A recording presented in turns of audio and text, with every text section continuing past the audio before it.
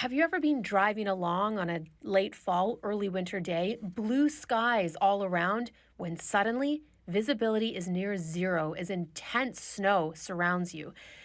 That may be a snow squall.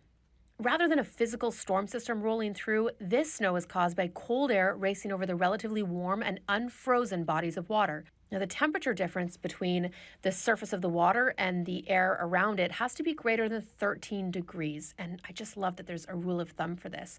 As the cold air races across the water, the length being called the fetch, it picks up all of that moisture.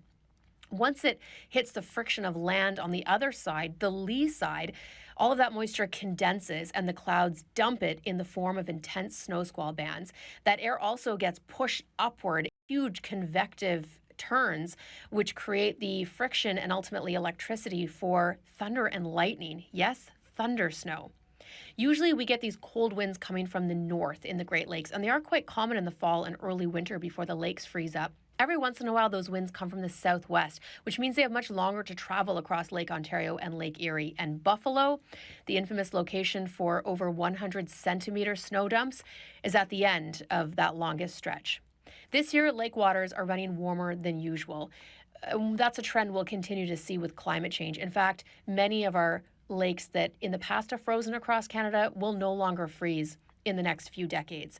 At the same time, those cold air outbreaks are becoming less common, but when they do happen, they are more intense. The connection is still unclear between climate change and snow squalls, but we know we will see more. So stay tuned. And now, you're Science Smart. If you have a science question on your mind, send me an email and I'll try to get it answered.